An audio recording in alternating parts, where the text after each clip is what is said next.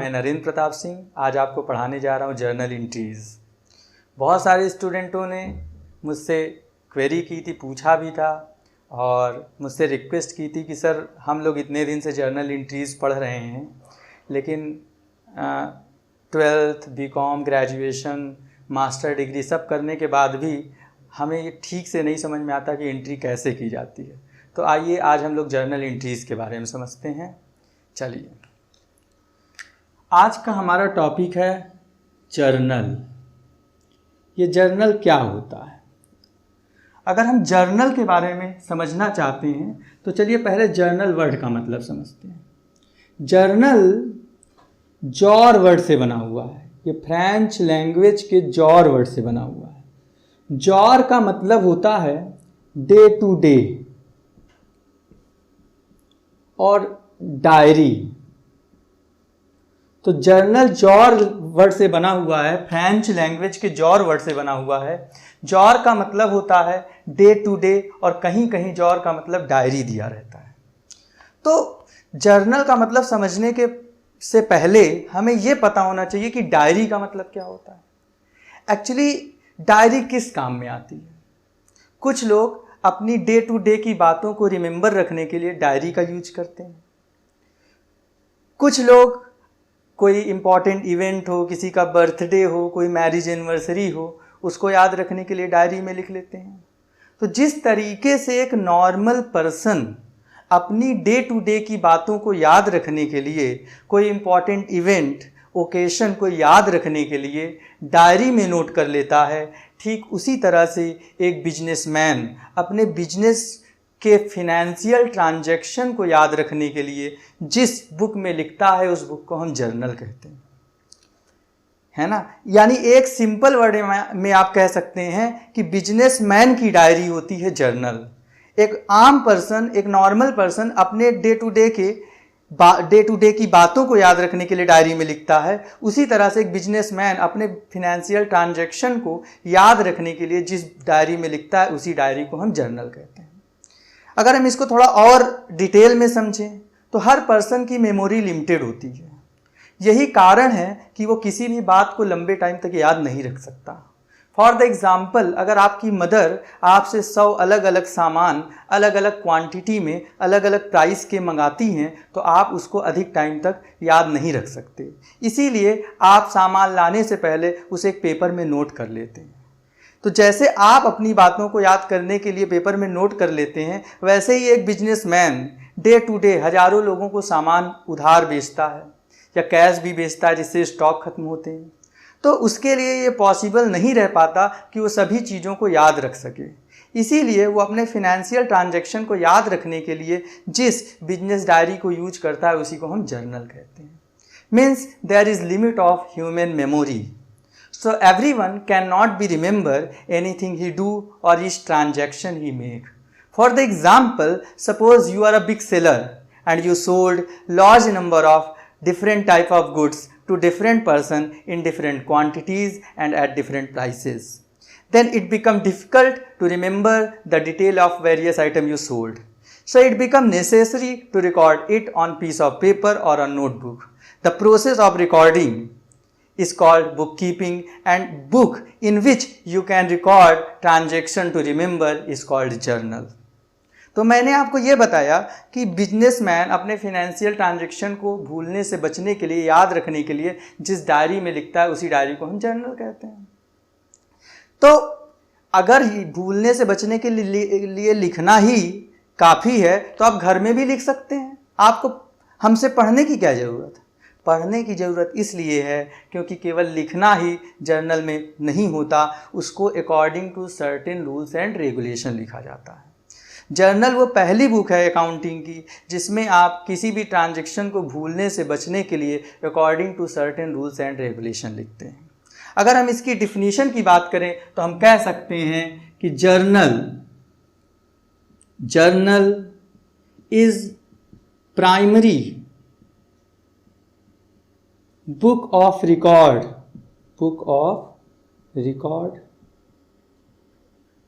What record? Transaction, book of record transaction of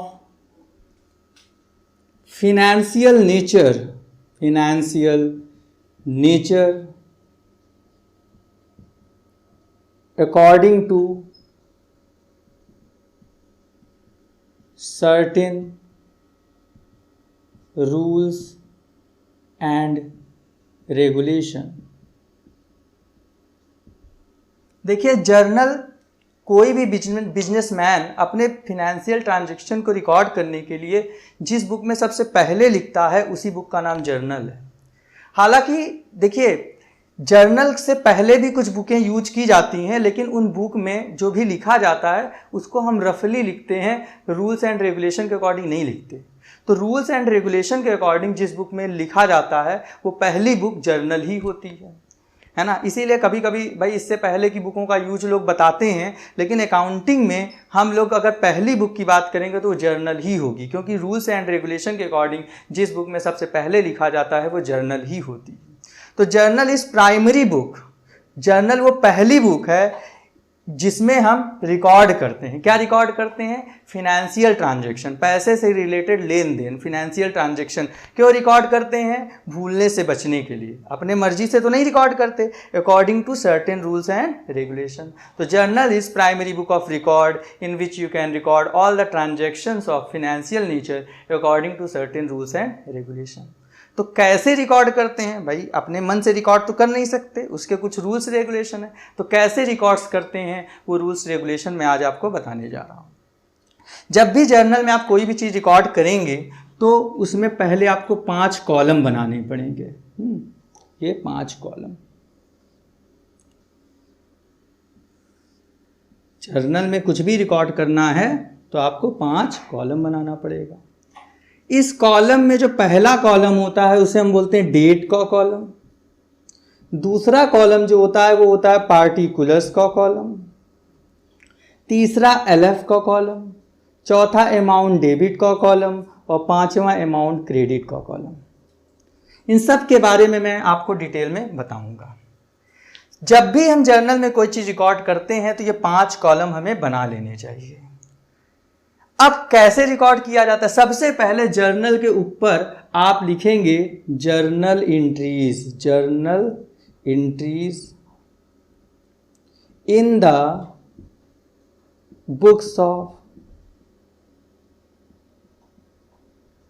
सबसे पहले लिखा जाता है, जैसे मान लीजिए आपकी एक बहुत बड़ी शॉप है, मान लीजिए कामधेनु लिमिटेड आप ही की शॉप है। तो आप क्या करते हैं? कामधेनु लिमिटेड में बैठे हैं, आपके यहाँ जितने भी ट्रांजैक्शन हो रहे हैं आप उसे जर्नल में रिकॉर्ड करना चाहते हैं।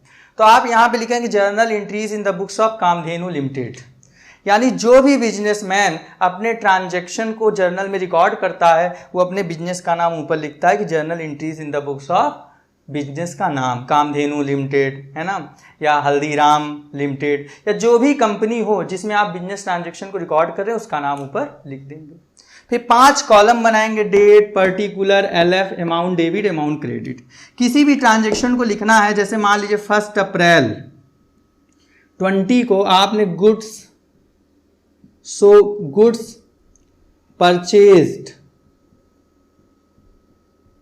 फ्रॉम अनवी। आपने अनवी से गुड्स परचेज किया ₹10,000 का। तो आपको अगर इसे जर्नल में रिकॉर्ड करना है, ध्यान दीजिएगा मैं अभी केवल लिखने का तरीका बता रहा हूं। लिखने के तरीके के बाद मैं आपको बताऊंगा कि क्यों ऐसा लिखा गया, उसके रूल्स रेगुलेशन वो अभी ही बताऊंगा, बाद में नहीं बताऊंगा। तो पूरा जब आप पूरी वीडियो देखेंगे तभी आपको जर्नल एंट्रीज अच्छे से समझ में आएगी। तो जैसे हमने अनवी से गुड्स खरीदा, तो जब गुड्स परचेज फ्रॉम अनवी हम किसी भी ट्रांजैक्शन को जर्नल में रिकॉर्ड करते हैं तो ट्रांजैक्शन के 2 पार्ट हो जाते हैं, 2 एस्पेक्ट्स हो जाते हैं। एक डेबिट होता है, दूसरा क्रेडिट। कौन से 2 पार्ट होंगे, कौन डेबिट होगा कौन क्रेडिट, वो मैं आपको अभी सिखाऊंगा। लेकिन मान लीजिए आपने ये पहचान लिया कि डेबिट कौन होगा क्रेडिट कौन होगा, तो सबसे पहले आप क्या करेंगे, यहां पर डेट लिखेंगे 1 अप्रैल 20। उसके बाद जब गुड्स परचेज फ्रॉम अनवी में आप ये पहचान लेंगे कि डेबिट क्या होगा क्रेडिट क्या होगा, तो सबसे पहले आप डेबिट वाला लिखेंगे। जैसे इस ट्रांजैक्शन में परचेज होगा डेबिट, तो सबसे पहले हम डेबिट वाला लिखेंगे, परचेजेज अकाउंट डेबिट। फिर जहां डेबिट खत्म होने वाला है वहां नीचे 2 लगाकर क्रेडिट लिखेंगे। क्रेडिट क्या है, यहां पर अनवी है। और यहाँ पर नीचे नरेशन लिखते हैं जिस चीज की एंट्री है, बीइंग गुड्स परचेज्ड फ्रॉम अनवी। तो सबसे पहले हम डेबिट वाला लिखेंगे और जहां डेबिट खत्म होने वाला है वहां नीचे टू लगाकर क्रेडिट वाला लिखेंगे। अब ये परचेज क्यों डेबिट है, अनवी क्यों क्रेडिट है, ये परचेज कहां से आया, ये अनवी कहां से आई, ये सब मैं अभी बताऊंगा आपको। अभी कुछ देर में ही सारे क्वेश्चन का आंसर मिल जाएगा, उसके लिए पेशेंस रखिए। लेकिन अभी लिखने का तरीका बता रहे हैं, क्योंकि जब आप ये पहचान लेंगे कि डेबिट क्या है क्रेडिट क्या है, तो सबसे पहला अगर लिखेंगे गलत तो भी आपके मार्क्स कटेंगे। तो सबसे पहले हम डेबिट वाला लिखेंगे। जब आप पहचान जाएंगे डेबिट क्या है तो पहले डेबिट वाला, फिर जहां डेबिट खत्म होने वाला है वहां नीचे टू लगाकर क्रेडिट वाला। डेबिट के सामने जो अमाउंट दी है, डेबिट के सामने डेबिट के कॉलम में अमाउंट लिखेंगे 10,000 और क्रेडिट के सामने क्रेडिट के कॉलम में अमाउंट लिखेंगे 10,000। तो सबसे पहले, और थोड़ी छोटी छोटी बातें और समझिए, जैसे A/C लगा, A/C का मतलब होता है अकाउंट, है ना। तो चाहे A/C स्मॉल में लिख दीजिए चाहे कैपिटल में। पहले ऐसा होता था कि केवल हम लोग कैपिटल में ही लिखते थे A, लेकिन अब दोनों ही लैंग्वेज में लिख सकते हैं, दोनों ही अल्फ़ाबेट यूज कर सकते हैं, कैपिटल और स्मॉल। तो अकाउंट, तो आप किसी भी वर्ड के साथ अकाउंट लगा सकते हैं, जैसे purchase account, sales account, goods account, capital account, drawing account, सबके साथ A/C लिख सकते हैं। लेकिन किसी नाम के साथ A/C नहीं लिख सकते, क्योंकि जैसे अनवी है तो अनवी अकाउंट नहीं है, अनवी एक पर्सन है। लेकिन आप फिर भी चाहते हैं कि सर हम लिखेंगे अनवी के साथ अकाउंट, तो आप लिखना चाहते हैं तो लिख सकते हैं, लेकिन एपोस्ट्रॉफी एस लगाकर। तो एपोस्ट्रॉफी एस लगाने से अनवीज मतलब होता है अनवी का, तो अनवी अकाउंट नहीं लेकिन अनवी का अकाउंट हो सकता है। तो अनवी के आगे एपोस्ट्रॉफी एस लगाकर आप अकाउंट लिख सकते हैं। तो आप किसी भी वर्ड के साथ जितनी भी चीजें अभी आपको मिलेंगी सबके साथ आप अकाउंट लगा सकते हैं A/C, लेकिन किसी नाम के साथ अकाउंट नहीं लगाएंगे, और लगाएंगे तो एपोस्ट्रॉफी एस लगाना पड़ेगा तभी अकाउंट। यानी अगर केवल अनवी लिखकर हम छोड़ दें तो भी 100% सही है, या अनवी के आगे एपोस्ट्रॉफी एस लगाकर अकाउंट लिख दें तो भी 100% सही है। लेकिन अनवी के आगे एपोस्ट्रॉफी एस ना लगाएं और अकाउंट लिख दें तो क्वेश्चन गलत हो जाएगा आपका। तो ये लिखने का तरीका। तो सबसे पहले हम डेबिट वाला लिखेंगे, जहां डेबिट वाला खत्म होने वाला है वहां नीचे टू लगाकर क्रेडिट वाला लिखेंगे। डेबिट सभी के साथ हम अकाउंट लगा सकते हैं, नाम के साथ अकाउंट लगाना है तो एपोस्ट्रॉफी एस लगाना पड़ेगा। उसके बाद डेबिट के बारे में समझने के लिए आप ऐसे समझिए, जैसे मैथ में आपने पढ़ा होगा +2 -2, तो प्लस के आगे प्लस का सिंबल लगाना जरूरी नहीं है, लेकिन माइनस के आगे माइनस का सिंबल लगाना जरूरी है। वैसे ये जो डेबिट होता है ये भी क्या होता है, जैसे प्लस और माइनस मैथ के सिंबल होते हैं, वैसे debits and credits are symbol of account, ये अकाउंट के सिंबल हैं। अभी डेबिट क्रेडिट के बारे में मैं आपको एक सेपरेट लेक्चर बहुत डिटेल में बताऊंगा, लेकिन अगर आप इतना बोल देते हैं किसी से कि debit and credits are symbol of accounting, तो दुनिया का कोई अकाउंटेंट आपकी डिफिनीशन को काट नहीं सकता। और जब आप क्या करेंगे डेबिट और क्रेडिट, तो सबसे पहले जब आप डेबिट वाला आइटम लिखेंगे तो डेबिट, जैसे मैथ में प्लस के आगे प्लस लगाना जरूरी नहीं है लेकिन माइनस के आगे माइनस लगाना पड़ता है, वैसे डेबिट के साथ डेबिट लगाना जरूरी है लेकिन क्रेडिट के साथ क्रेडिट नहीं लगाया जाता। यही रीजन है कि हम लोग डेबिट के साथ हमेशा डेबिट लिखते हैं लेकिन क्रेडिट के साथ कभी क्रेडिट नहीं लिखते। तो सबसे पहले हम डेट लिखेंगे, फिर जब हमको ट्रांजैक्शन के 2 पार्ट पता चल जाएंगे तो उसमें से डेबिट वाला पहले लिखेंगे, डेबिट जहां खत्म होने वाला है कॉर्नर से हम क्रेडिट वाला लिखेंगे, और फिर डेबिट के सामने डेबिट के कॉलम में अमाउंट, क्रेडिट के सामने क्रेडिट के कॉलम में अमाउंट। ये लेजर फोलियो का मतलब होता है पेज नंबर। ये पॉइंट आपका हमेशा खाली रहेगा। ये रियल लाइफ में जब कई पेजों में ट्रांजैक्शन होते हैं तो लेजर के पेज को इसमें शो किया जाता है। तो जब मैं लेजर चैप्टर पढ़ाऊंगा तो ये आपको और क्लियर हो जाएगा। फिलहाल ये हमेशा अभी खाली रहेगा। तो ये लिखने का तरीका हो गया। अब मुझे आपको ये बताना है कि ये डेबिट क्यों है, ये क्रेडिट क्यों है। आप ये डेबिट क्यों है, ये क्रेडिट क्यों है, ये तब तक आप नहीं समझ पाएंगे जब तक आपको ये ना पता हो कि अकाउंट क्या होता है।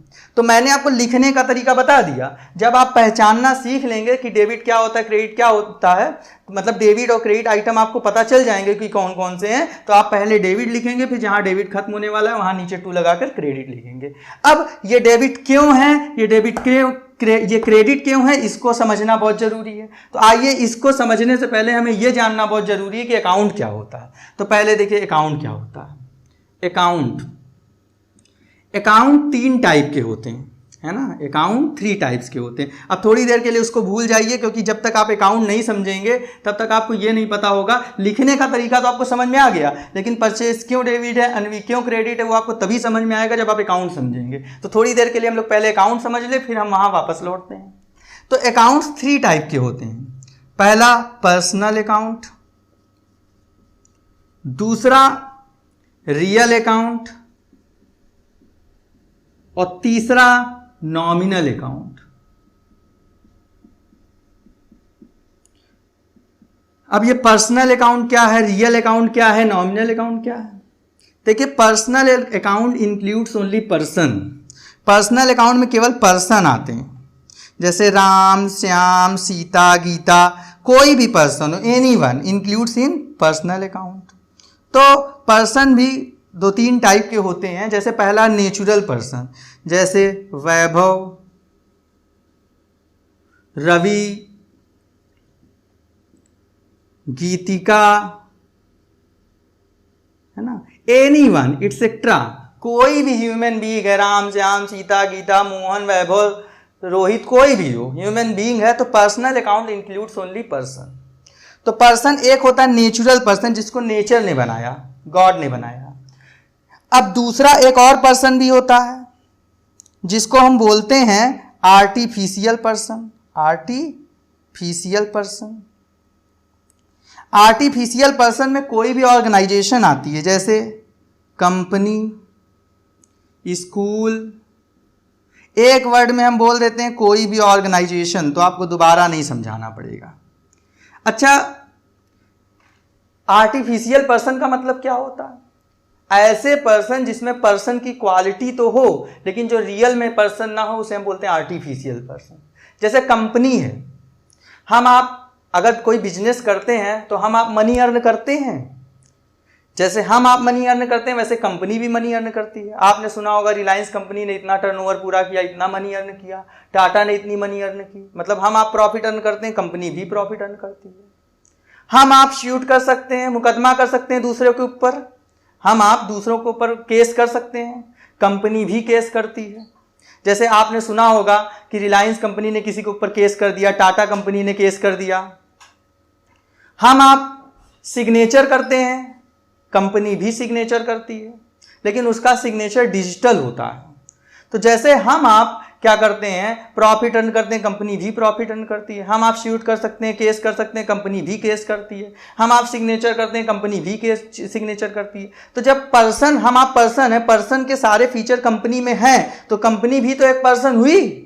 तो जब कंपनी भी एक पर्सन हुई, तो भाई पर्सन की तरह दिखनी भी चाहिए। कभी आपने देखा कि रिलायंस कंपनी सड़क पे जा रही चाय पीने, टहल रही है? नहीं ना। तो कंपनी के में पर्सन के फीचर हैं, लेकिन रियल में वो पर्सन नहीं है। जैसे क्या, इसीलिए रियल में पर्सन नहीं है, लेकिन पर्सन के फीचर हैं, इसीलिए हम उसे आर्टिफिशियल पर्सन कहते हैं। जैसे कोई गोल्ड की ज्वेलरी हो तो उसे ज्वेलरी कहते हैं, लेकिन कोई गोल्ड ज्वेलरी जैसे दिखे तो वो ज्वेलरी के फीचर होने के कारण ज्वेलरी थोड़ी बन जाती है, इसीलिए हम उसे आर्टिफिशियल ज्वेलरी कहते हैं। वैसे पर्सन के फीचर हैं, लेकिन रियल में कंपनी पर्सन नहीं है, इसीलिए हम उसे आर्टिफिशियल पर्सन कहते हैं। तो कोई भी ऑर्गेनाइजेशन आर्टिफिशियल पर्सन मानी जाती है। स्कूल, कंपनी, जैसे बैंक भी एक ऑर्गेनाइजेशन है, लाइफ इंश्योरेंस कॉर्पोरेशन भी एक ऑर्गेनाइजेशन है। तो कोई भी ऑर्गेनाइजेशन आपको मिले तो आर्टिफिशियल पर्सन।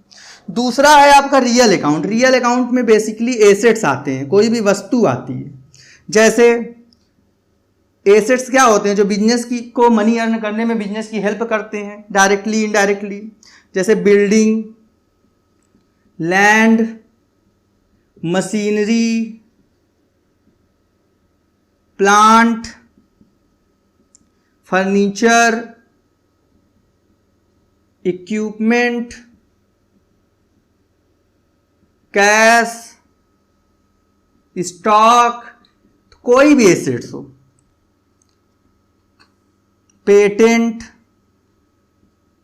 Copyright, trademark. तो कोई भी एसेट्स हो वो आपका क्या होता है, रियल अकाउंट। तो रियल अकाउंट में वस्तुएं आती हैं, एसेट्स आती हैं। जो बिजनेस को और प्रॉफिट अर्न करने में बिजनेस की हेल्प करती हैं। जैसे आपको कोई बिजनेस करना है तो आप सड़क पे थोड़ी करेंगे, बिल्डिंग चाहिए, लैंड चाहिए, प्रोडक्शन करना है तो मशीनरी चाहिए। तो एसेट्स भी दो टाइप के होते हैं, एक होते हैं टेंजिबल एसेट्स, टेंजिबल एसेट्स, और दूसरा होता है intangible assets. Tangible assets which can be seen, touch, feel, जिसे हम देख सकते हैं, छू सकते हैं, महसूस कर सकते हैं, उसे हम बोलते हैं टेंजिबल एसेट्स। जैसे बिल्डिंग, मशीनरी, लैंड को आप देख सकते हैं, छू सकते हैं। लेकिन इनटेंजिबल एसेट्स बिजनेस में प्रॉफिट अर्न करने के लिए बिजनेस की हेल्प तो करते हैं, लेकिन इन्हें देखा छुआ नहीं जा सकता, इन्हें केवल महसूस किया जा सकता है। ये राइट्स होते हैं, इसीलिए इसे हम इनटेंजिबल एसेट्स कहते हैं। जैसे पेटेंट राइट, जैसे आपने एक मूवी देखी होगी टार्जन द वंडर कार, तो टार्जन द वंडर कार में जिसने कार बनाई, कार का मॉडल बनाया, उसी को ये राइट है कि वो कार बेच सकता है, किसी और को कोई राइट नहीं है। लेकिन उसके लिए काम करना पड़ता है ना। क्या काम करना पड़ता है कि आपने जो मॉडल बनाया है उसको गवर्नमेंट की बुक में जाकर रजिस्टर करवाना पड़ेगा कि ये मैंने बनवाया है, इसमें मेरा राइट है, उसको बोलते हैं पेटेंट राइट। तो जब आपका नाम लिख गया तब उसे कोई यूज नहीं कर सकता। और जैसे ही क्या होता है, आपका नाम लिख गया तो आपने क्या किया, आपने कोई रियल में मॉडल बनाया, कोई कार थोड़ी बनाई है, आपने केवल कागज में एक मॉडल बनाया है। लेकिन आपने उस हुंडई कंपनी ने आपसे वो मॉडल मांगा और आपने उस मॉडल को दे दिया। तो हुंडई कंपनी जितनी भी कार उस टाइप की बनाएगी, उस हर कार पे आपको कुछ पैसे देगी, जिसे बोलेंगे रॉयल्टी। तो आपने अपना अधिकार, राइट्स बेचा है, उसके बदले में आपको लाइफ टाइम रॉयल्टी मिल रही है। कोई सामान नहीं दिया है कि कार बना के दे रहे हैं हुंडई कंपनी को। तो अपना राइट्स अगर आप दे रहे हैं किसी को तो उसके बदले में पैसा मिल रहा है, तो वो रॉयल्टी होता है। तो आप पेटेंट राइट से आप लाइफ टाइम पैसा कमाते हैं, इसीलिए पेटेंट भी आपका एक एसेट्स है। ऐसे ही जब कोई राइटर कोई बुक लिखता है तो उसी का राइट बनता है कि वो बुक को छाप कर बेचे, लेकिन उसने अपनी बुक छापने के राइट साहित्य भवन पब्लिकेशन को दे दिया, आर्या पब्लिकेशन को दे दिया। तो आर्या पब्लिकेशन जितनी भी बुक छापेगा, हर बुक पर उसको कुछ पैसा मिलेगा, जिसे बोलेंगे रॉयल्टी। तो क्या होता है, तो कॉपीराइट क्या होता है, कॉपीराइट और पेटेंट एक जैसे हैं, लेकिन बुक की कंडीशन में कॉपीराइट वर्ड यूज किया जाता है और कोई अदर चीज हो तो पेटेंट राइट यूज किया जाता है। जब आप किसी को रजिस्टर्ड करवा देते हैं, किसी चीज को पेटेंट करवा देते हैं, तो कोई चीज आप वो चीज कोई और बेच नहीं सकता। जैसे आपने सुना होगा एप्पल का एक बार पेटेंट कराया हुआ मॉडल था जिसको सैमसंग ने कुछ चुरा लिया था, तो सैमसंग को बहुत बड़ा अमाउंट एज अ कंपनसेशन देना पड़ा था। तो आप पेटेंट राइट करवाने के बाद आपका वो आपका एक लीगल राइट बन जाता है। राइट को देखा नहीं जा सकता, इसीलिए वो इंटेंजिबल एसेट्स होता है। तो राइट इंटेंजिबल एसेट्स है, कॉपीराइट इंटेंजिबल एसेट्स है, और ट्रेडमार्क एक सिंबल है जिससे लोग आपके बिजनेस को पहचानते हैं, तो वो भी आपका राइट है, उसको कोई उस सिंबल को कोई और यूज नहीं कर सकता। इसीलिए क्या होता है, इंटेंजिबल एसेट्स है, क्योंकि राइट है, अधिकार है ना, कोई सामान नहीं है। कागज में लिखा हुआ कोई मॉडल बना दिया तो वो कोई एसेट थोड़ी हो गया, कागज को फाड़ देंगे खत्म हो जाएगा, आप दूसरी जगह फिर बना लीजिए वैसा मॉडल। तो ये कोई एसेट्स नहीं, ये आपका अधिकार है, आपने उसको अपने नाम से रजिस्टर करवा लिया, वो आपका अधिकार है, और आपका अधिकार है, अधिकार को, राइट्स को देखा नहीं जा सकता, इसीलिए इसे इंटेंजिबल एसेट्स कहते हैं। उसके बाद नॉमिनल अकाउंट है। नॉमिनल अकाउंट में एक्सपेंसेस एंड इनकम आते हैं, एक्सपेंस और इनकम। कोई भी एक्सपेंस या इनकम नॉमिनल अकाउंट में आता है। जैसे रेंट, आप रेंट दे रहे हैं रूम का, सैलरी, वेजेस मीन्स मजदूरी, कमीशन, इंटरेस्ट, बैड डेप्स मतलब डूबा हुआ पैसा, तो डूब जाए तो वो भी लॉस या एक्सपेंस ही माना जाता है ना। स्टेशनरी जैसे पेन, पेंसिल, इरेजर आप खरीद रहे हैं, है ना, कोई भी खर्च हो तो rent, salary, wages, commission, interest, bad debts. Purchase करते हैं तो भी आपका खर्च होता है। सेल्स करने से इनकम होता है ना। डिस्काउंट भी एक खर्च या लॉस माना जाता है, डिस्काउंट। तो कोई भी एक्सपेंस या इनकम हो, एक्सेट्रा, जैसे फ्राइट, भाड़ा, गाड़ी का भाड़ा आप देते हैं, तो कोई भी एक्सपेंस इनकम हो, चाहे मैं लिखूं चाहे ना लिखूं, वो नॉमिनल अकाउंट में आ जाता है। तो ये 3 टाइप के अकाउंट हैं। अगर आपको ये डेबिट क्रेडिट एंट्री सीखना है तो ये तीनों अकाउंट के बारे में आपको अच्छे से आना चाहिए। अब देखिए इसके रूल्स भी मैं लिख दूं आपको। जो पर्सनल अकाउंट का जो रूल्स होता है उसमें रिसीवर डेबिट होता है और गिवर क्रेडिट होता है। रियल अकाउंट में पर्सनल अकाउंट में receiver debit, giver credit. Real account में कम्स इन डेबिट और गोज आउट क्रेडिट। और नॉमिनल अकाउंट में expenses, loss debit, income, profit, gain credit. इस रूल के बारे में मैं अभी आपको समझाता हूं, लेकिन आपको मैंने सारे अकाउंट्स बहुत अच्छे से डिटेल में बता दिए। तो चलिए आते हैं हम लोग फिर से वापस जर्नल एंट्रीज में।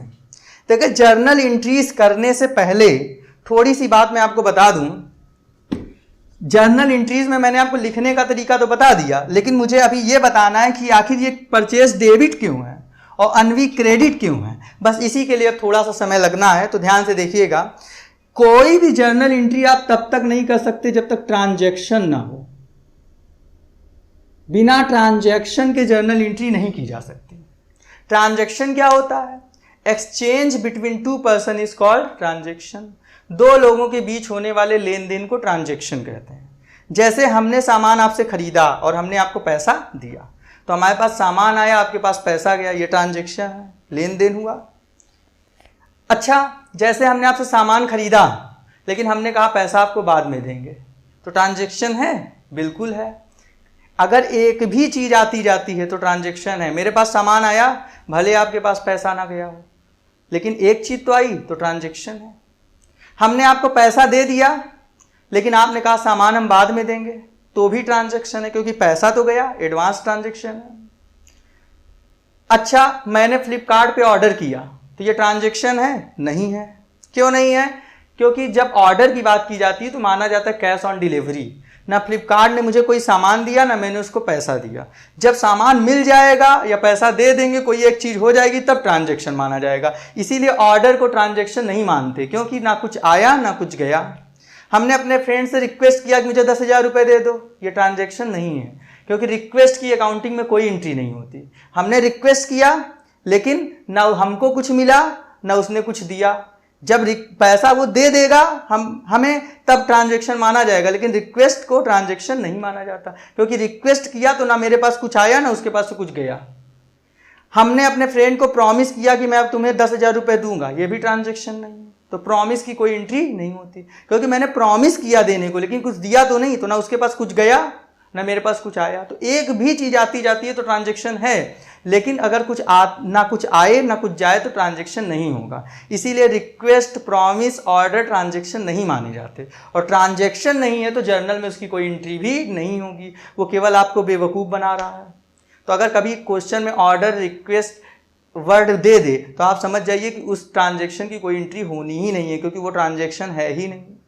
जब ट्रांजैक्शन होगा तो उसके 2 एस्पेक्ट्स आपको मिलेंगे, 2 एस्पेक्ट्स। जब दोनों एस्पेक्ट्स उसके मिलेंगे तो आपको यह पहचानना पड़ेगा कि अकाउंट कौन सा है, आइडेंटिफाई अकाउंट। फिर जब आपको अकाउंट पता चल जाए तो रूल्स ऑफ जर्नल लगाना है, रूल्स ऑफ जर्नल। ये स्टेप है जर्नल एंट्री करने के। अगर आपको ये क्लियर हो गया तो आप धीरे धीरे मैं आपको इस तरीके से जर्नल एंट्री रटा दूंगा कि आपको कभी प्रॉब्लम होगी ही नहीं।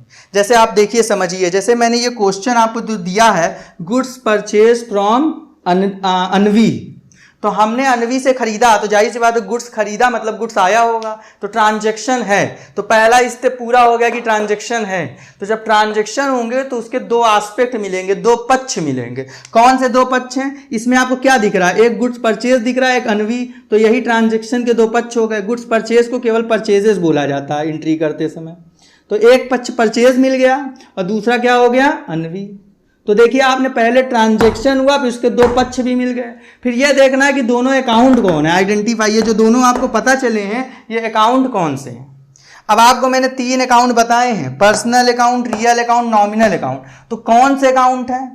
तो परचेज नॉमिनल अकाउंट है। देखिए यहाँ लिखा भी है, परचेज खर्च होता है, कोई भी एक्सपेंस या इनकम नॉमिनल अकाउंट है। तो परचेज नॉमिनल अकाउंट है। तो देखिए पहले हमने ट्रांजैक्शन देखा, फिर दोनों कौन, उसके 2 एस्पेक्ट्स कौन है, 2 पक्ष कौन है, ये पता चल गए। फिर ये कौन से अकाउंट होंगे जो दोनों पक्ष मिले, दोनों एस्पेक्ट्स मिले, ये अकाउंट कौन से हैं? तो परचेज आपका नॉमिनल अकाउंट है।